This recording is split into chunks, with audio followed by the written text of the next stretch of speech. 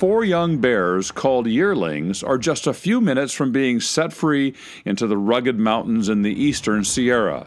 But this isn't going to be just any release of cubs back into the wild.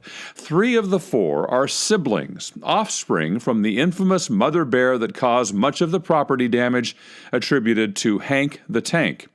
In September of 2023, after breaking into at least 17 homes, she was captured and sent to a wildlife sanctuary in Colorado, while her 3 cubs were candidates for rehabilitation and release.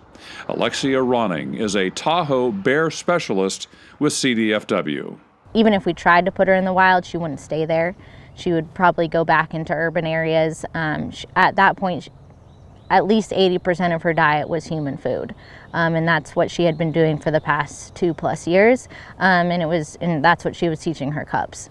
Her cubs and a 4th bear, also from the Tahoe area abandoned by his mother, went to the Sonoma County Wildlife Rescue, where the goal was breaking those habits so at the time of release they'd be wary of humans and ready for the wild. Go on, bear! Get on here! Go on, bear! It's anything but peaceful when the release happens. There's yelling and air horns. Non-toxic paintballs are shot towards the bears to add urgency. Whatever can be done to make bears uncomfortable, even a bit fearful of humans. We want them to be very responsive to hazing, as in if you were to yell at them or clap your hand, they should be running away, going up a tree, things like that. I don't want to say they're going to be scared of us, but they should have extreme caution.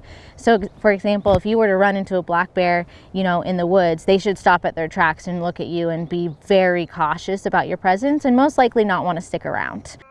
Releasing bears is just part of the work for CDFW bear managers. Keeping track of the yearlings' movements and progress comes next.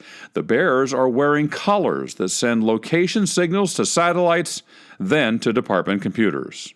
You can follow the arrows here, and the red circle is the last point that was received. Every hour, a bear's location is updated. The 4 bears released are not far from the release spot. That's to be expected. They're right next to each other, pretty close. They tend to kind of stick in the same area for 2 to 3 weeks at a time just to get their bearings. Those collars are programmed to detach and fall off the animal after 9 months.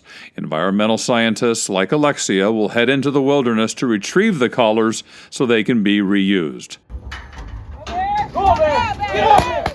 Until then, the yearlings learn to be wild in habitat better suited for bears than Lake Tahoe neighborhoods. This is absolutely the best chance for them.